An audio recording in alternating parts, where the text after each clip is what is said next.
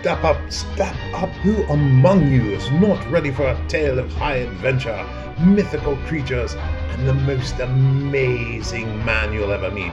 Yes, it is I, Dr. Elphias Mecurio, inviting you to step up, mesdames and messieurs, my dominant herren, ladies and gentlemen. Welcome to Dr. Mecurio's Mythical Marvels and Traveling Menagerie.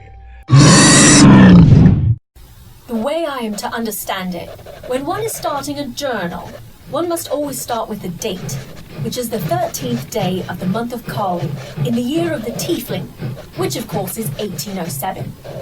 I suppose I should include my name as well, in the chance that someone might someday find this book of account long after I'm gone. Or, in the more likely chance that my complete prat of a sibling is snooping amongst my things again. If that is the case, then Percy, you are in grave danger of me using you for dragon fiddles if you don't close it now. But I digress. My name is Penelope Q. Primrose. I am 17 years of age and a dragoneer on the good airship, the Harvest Moon. Well, good ship might be stretching it a bit, as how we haven't plummeted from the sky into the ocean of nowhere is a mystery to me. I would suspect it's due to the diligence of our first mate and engineer Florence Pettigrew, or Sprocket, as she is affectionately known to us all. There are 4 of us in all who make up the crew of the Moon. Sprocket, as I said, was the first mate, as well as chief engineer, and a motherly influence on us all. It was she who was our direct go-between to the Doctor, who was the captain of the Moon, but more of him later. Next in line is Sadie Miggins, our security officer and munitions expert. One thing you should know about Sadie is that she is not only a weapons expert, but she herself is a weapon. You see, she lost a significant part of her left arm and replaced it with a 48 caliber Gatling gun, a fact that has saved us in countless situations, as well as being quite the conversation piece at the pub. Which leads me to our youngest member, the aforementioned Percy. Percival P. Primrose. The P, of course, stands for Pratt, due to the fact that Percy is a complete bumbling nincompoop. Actually, to use that term is an insult to nincompoops everywhere. Unfortunately, he also happens to be my twin brother. I was born 45 seconds before him, so that makes me the oldest, on top of being the smarter of the two.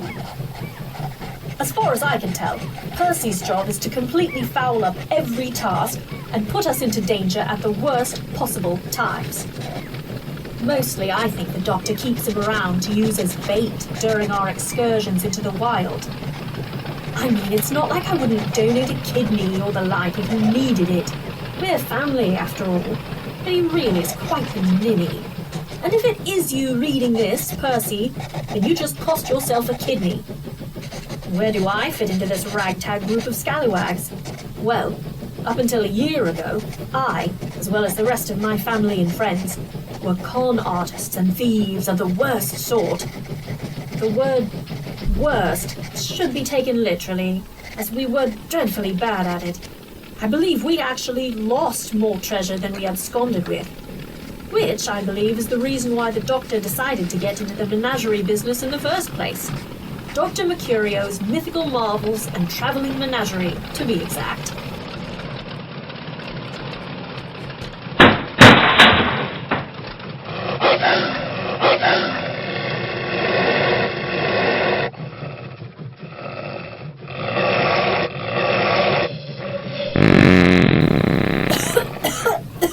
Oh, good Lord, King!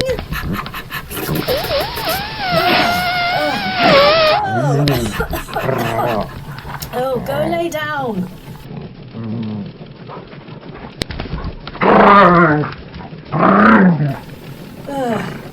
It's hard to believe that it's been little more than a year since we gave up our nefarious criminal undertakings and became the keepers of the most astounding and malodorous beasties ever imagined.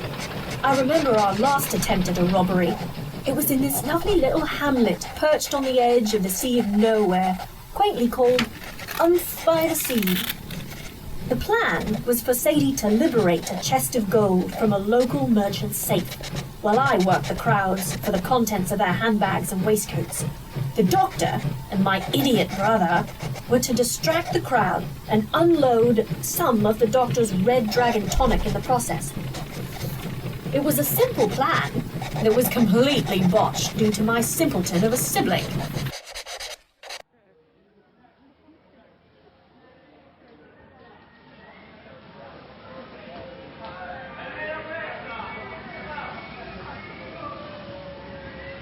Step up, ladies and gentlemen. Let me tell you, arrhythmia to arthritis, cankers to croup, no matter what your malady or ill humor, Dr. Mercurio's Red Dragon Tonic will bring much needed and immediate relief. And how, you may ask, did you discover such an amazing remedy? Well, I must confess, my good people, that it was not I who discovered this incredible panacea, but a simple field surgeon in the war of rich men wanting things and making poor men fight for them. It was there that I suffered a life-ending wound. This wound, to be exact.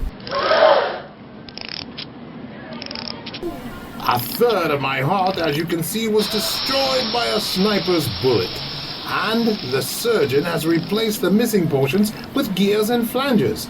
If not for this very formula, I would have surely perished while the surgeon repaired the damage to my ventricles. It is also this elixir that keeps it running smooth and without nary a glitch. Surely you think us all simple country fools, sir? If your tonic is as powerful as he boasts, then surely it can heal my eye, blind these many years. Or can this so-called magical stimulant bring back the feeling in my game leg? So lame, I was not even able to dance at my own daughter's wedding.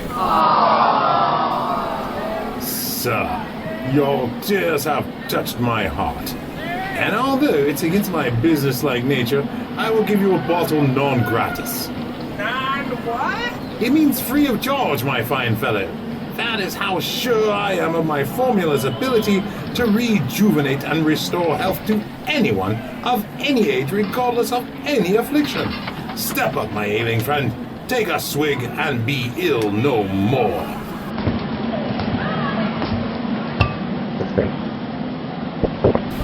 Woohoo! I can see! I can walk! I can dance! As you can plainly see, my friends, just one swig of my powerful elixir has set this man to dancing, and no doubt I believe your vision has been restored too, has it not? It's a miracle, I tells ya! It was at this point of my brother's dreadful exercise in bad acting that Sadie and I were to make our exit, while the crowd was distracted by the cavorting cockatoo that was Percy. That was the plan, anyway. The doctor flashed us the high sign as he tried to reel Percy in and away from us. Good people of please do not shove. There's enough tonic for everyone. My dear fellow, if you would come over here by me so everyone can witness for themselves my tonic's restorative effects on your withered frame. But either Percy did not hear him, or he was just caught up in the moment, because instead of drawing the crowd's attention away from us, he crashed into us, sending the heavy chest of gold hurtling to the ground. To make matters worse, he let out a squeal worthy of a little girl who just discovered a spider in her porridge. At that moment, the crowd turned to see Sadie trying to scrape the gold back into the chest, while I frantically tried to shove a handful of tangled pocket watches back in my jacket. They turned from us to give the doctor an accusing glare, and I distinctly heard someone saying, "Fetch a rope!" It was then that the doctor made an executive decision and screamed at us to Run! Grabbing whatever loot we could carry, we lit out with an angry mob close behind, throwing stones, firing pistols, and shouting expletives too foul to commit to paper. I suppose You're all going to try to blame this on me. No, actually, Percy, I blame myself, dear boy. Why would it be your fault, sir? Because I honestly thought that you couldn't muck this up. Imagine my surprise when you proved me wrong. Now run faster, you bunch of ninnies, and mark my words, if you drop any more of that gold, it will be deducted from your hides. We wouldn't have dropped any if it wasn't for Percy's inane bumbling. I'll have you know, those were the latest steps from Paris. You, Sadie, have no sense of art. She may have no sense of art, but she seems to have a firm grasp on what constitutes inane bumbling, Percy. But before I could go into serious detail of my brother's faults, our ship came into view. The Harvest Moon had to be the oldest airship on record, but never before have I been so happy to see a silvered wooden hulk and tattered grey gas bag, and waving from the bow our dear Sprocket come to save the day. Lower the gangplanks, Florence, and get ready to cast off immediately, if not sooner. Welcome aboard, Doctor! I hope all went well on your trip to town. As usual, my dear Florence, the crew performed at their typical level of skill. As bad as all that? Oh well, there's always tomorrow, as my dear mum would say. So, where should I set our course for? Anywhere but here, my dear. Anywhere but here.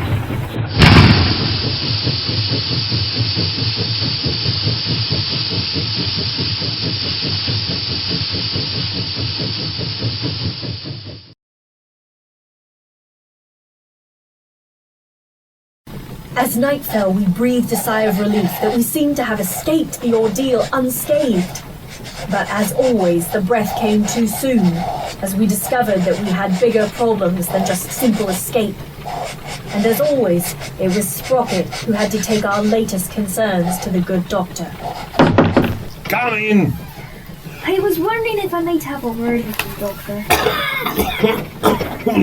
A moment, if you would, Florence. This damnable thing seems to be on the fritz again. Is it the heart again, sir? Nothing to concern yourself with, Miss Pettigrew. Now, what is it you need to tell me? I hope it's not more bad news, Florence.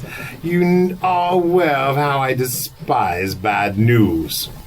Well, Doctor, there is some good news as well. The island we've been searching for is only a mere 50 miles as the crow flies. Well, that is good news. And the bad news, Florence? Bad news is a cannonball has put a sizable hole in the gas bag, and at the rate of the leak currently, the moon will lose altitude and crash into the sea in about 30 miles. Dash it all, is there nothing we can do? Well, sir, by my calculations, all we need to do is lighten our load by at least 135 pounds. Well then, jettison all unnecessary weight overboard immediately. I'm afraid we've already done that, sir. We're still 135 pounds overweight. I don't suppose we could jettison Percy overboard. No, sir, I'm afraid not. No, I guess it would be in bad form. Any other options, Florence? As it so happens, sir, there is. The gold coins you recently liberated from the good town of Oomph by the Sea weigh in at 136 pounds. So let me see if I can grasp this. You're saying that if we throw all but 1 pound of the gold we have on board, then we'll make it to land. I believe so, Doctor. I'd rather throw Percy overboard. But since yourself said it would be bad form... I'm quite aware of what I said, Miss Pettigrew. Throw over 133 pounds. I believe I calculated that 135 pounds is what we needed to... Dash it all, woman. Throw over 133 pounds. Be quick about it before I change my mind. And if that isn't enough, sir? Then we'll discuss chucking Percy, bad form or not. Very good, sir.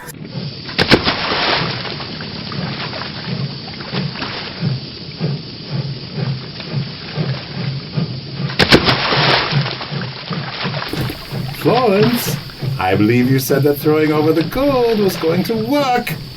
It seems we really needed that additional 2 pounds. Bad news is it's too late to chuck Percy over. But the good news is, we should crash into the shallows. It's just a few hundred yards from the beach. You were saying the other day how we could all use a good bath.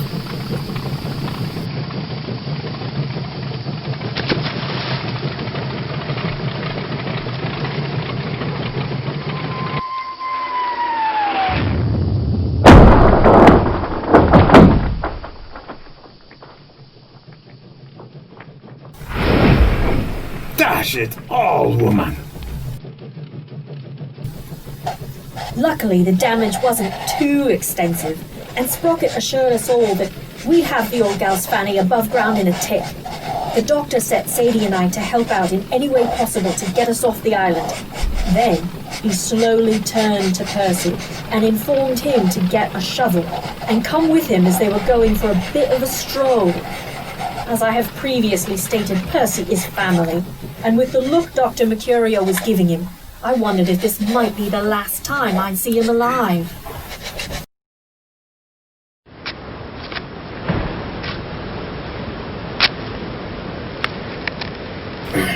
I thought we were all supposed to be foraging for food and water while Sprocket patches up the gas bag. We are foraging, Percy. Now quiet yourself while I think. If we're foraging, then why am I digging a hole? This is hard, and I'm getting dirt on my new shoes and... You're digging a hole because we're foraging for truffles. Now keep digging. I thought truffles could only be found by a pig. My point exactly. Keep digging, Percy. Step aside, Percy. I'll take it from here. Oh, look. Hello there, little truffle. That doesn't look like a truffle to me. Looks more like a box. And you don't look like a pig, Percy, as pigs are much more intelligent. Now, my dear Percy, I'm going to need you to keep my little truffle a secret. What's in it for me if I do? Well, for one, I will not replace you with an intelligent piggy.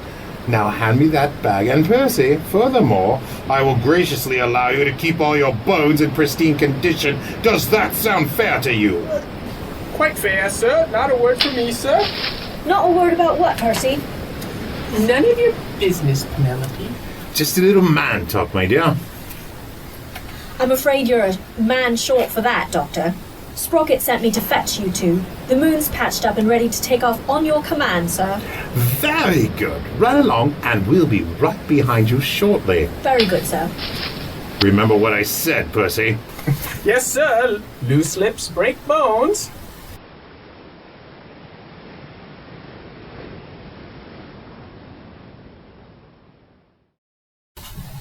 As promised, Sprocket had the moon underway in no time, but I wondered exactly where we might be heading.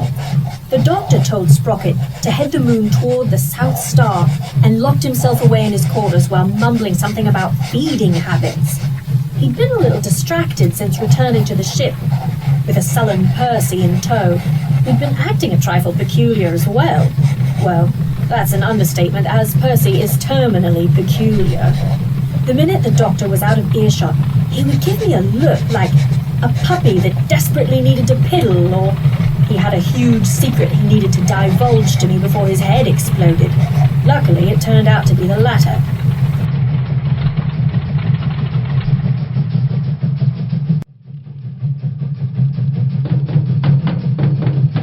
And two.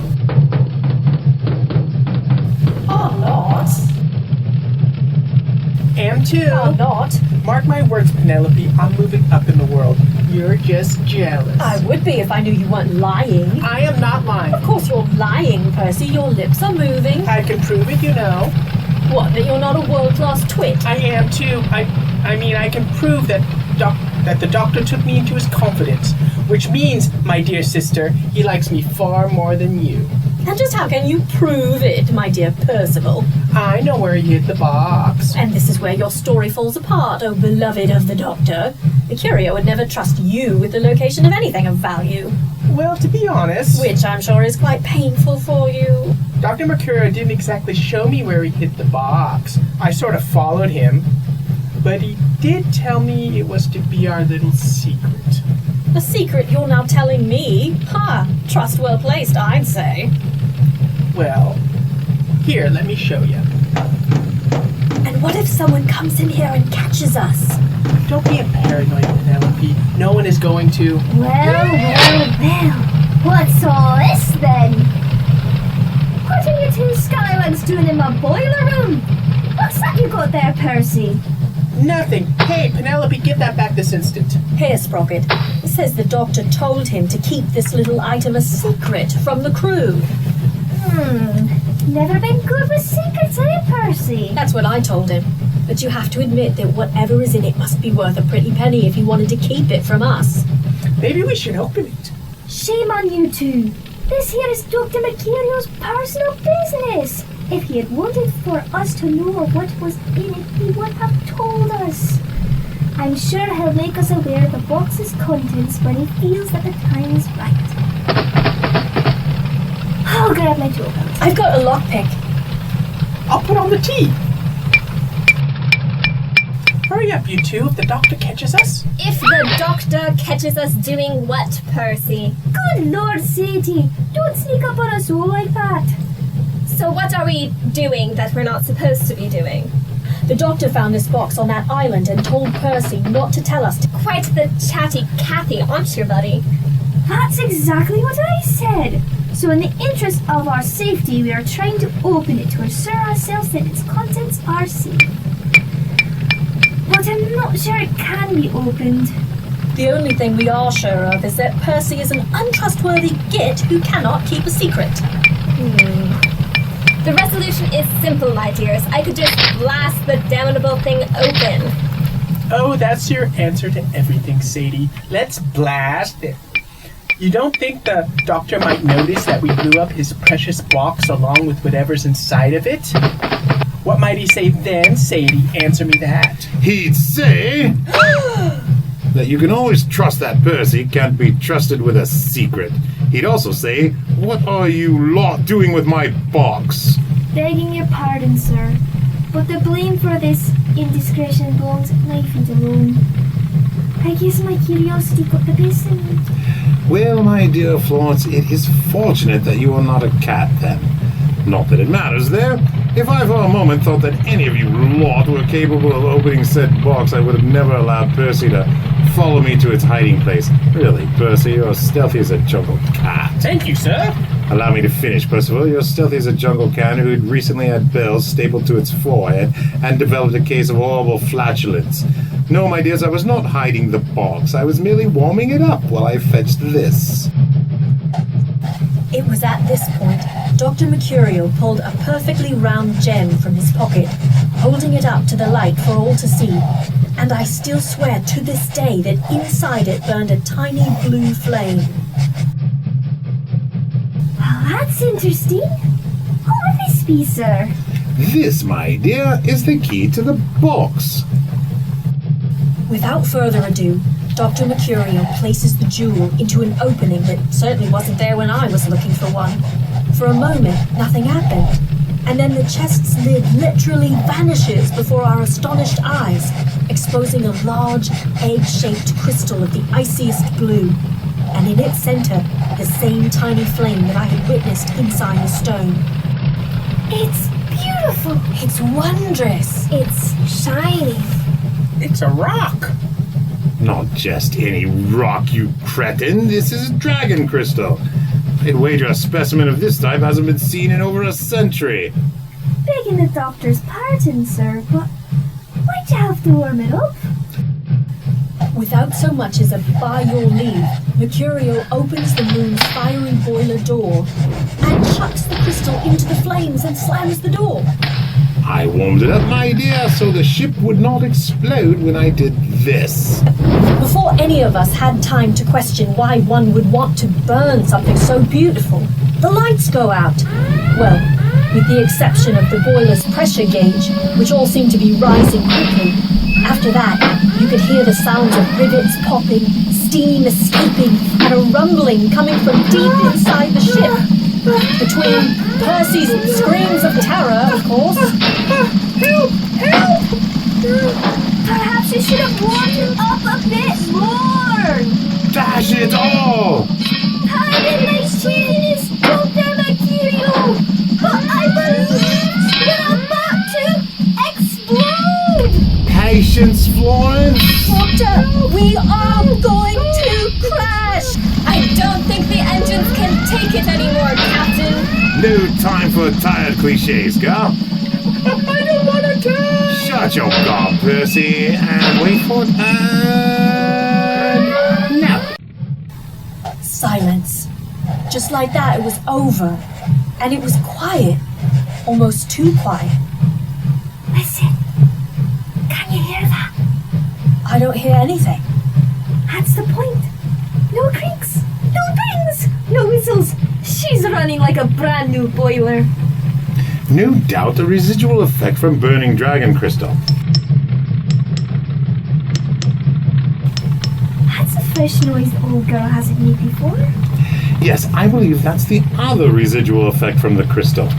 Now I need to tell you all something for a moment, so listen closely. I need you all to follow orders for once. I need you to avert your eyes, look at the ground, and don't look up until I tell you. Why do we have to avert our eyes? Because looking puts you in danger of having your brain explode. Which in your case would be more of a poof than an explosion, I imagine. In second thought, feel free to look, Percy, as you're probably not in any danger. But the rest of you with a brain, avert your eyes until I tell you to. A minor detail that I might not have mentioned is that there are those who say the Q in my name stands for questions. I questioned not only whether or not my brain would explode, but what was so mysterious about who or what the doctor would be pulling from the boiler. And as it is in my nature, I looked up as Dr. Mecurio retrieved the unidentified source of the noise. So you can imagine my shock when he pulled out. It's a dragon! In the doctor's hands was a living, breathing baby dragon. It was long and slender, like a snake, but it had 4 legs and scales the color of a bright, iridescent blue that when the glow of the boiler fire hit it, made the wee beastie sparkle like ice. Before any of this could register in my brain, though, Dr. Mecurio glared at me through narrowed eyes.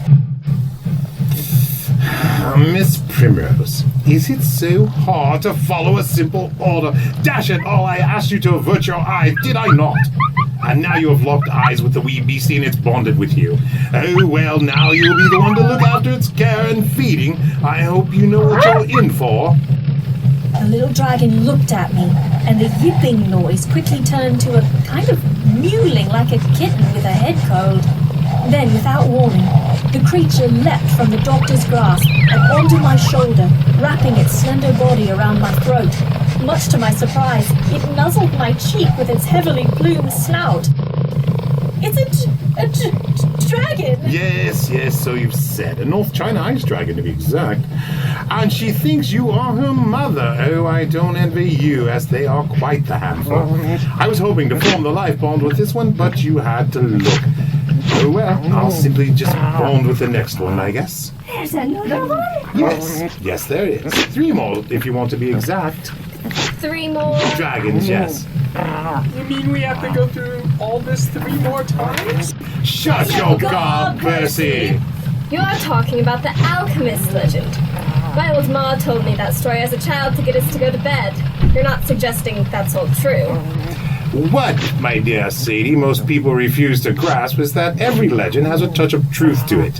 The legend says that an old alchemist took the last 4 remaining dragon eggs and placed them to the 4 corners of the earth.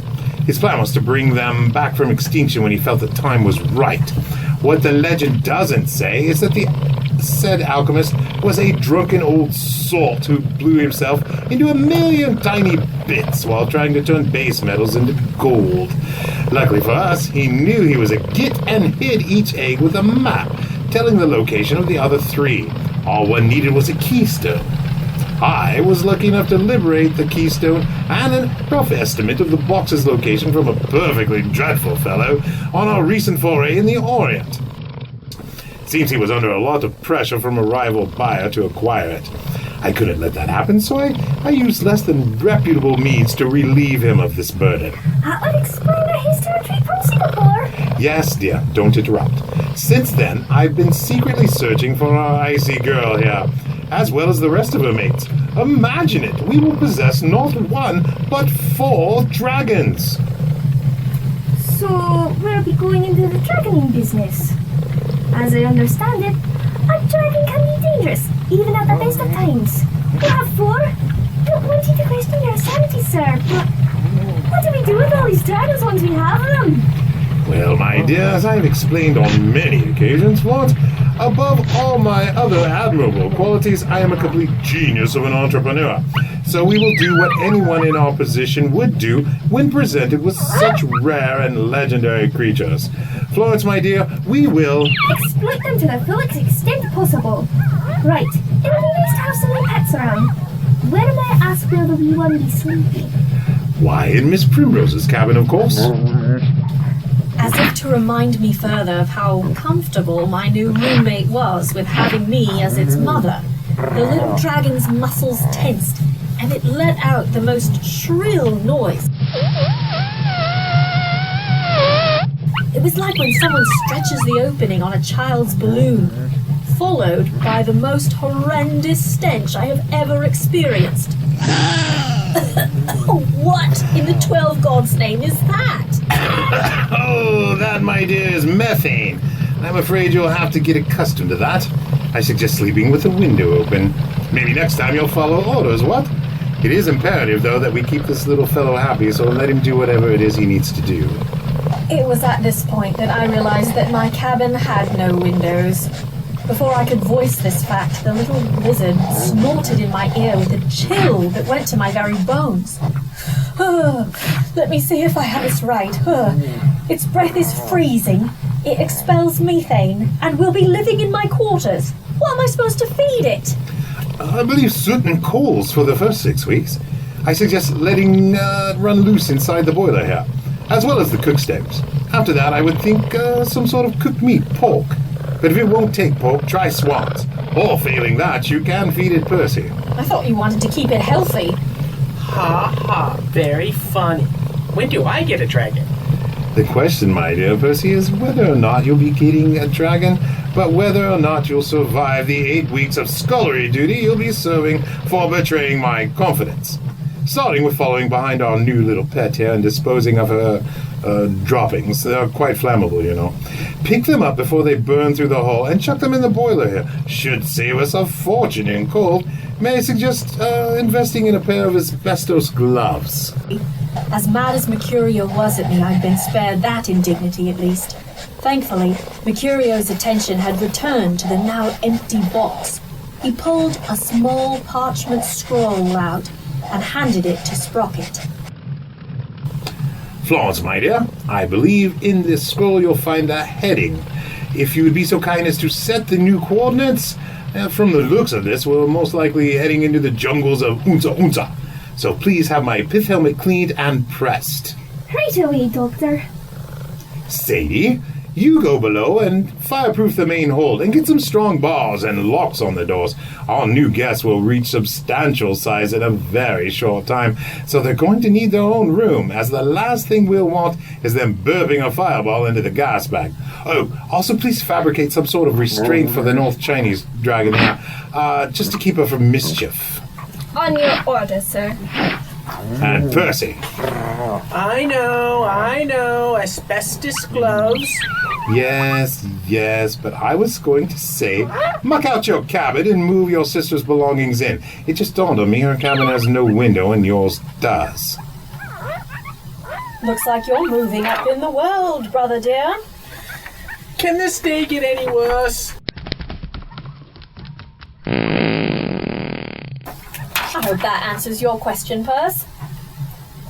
So just like that, we are off in search of dragons. And just like that, I go from picking a pocket or two to playing nursemaid to the sweetest and, unfortunately, most fragrant beast I have ever had the pleasure to have known. The doctor has named her Ping Ping due to the noise she makes when she plays in the moon's boiler pipes.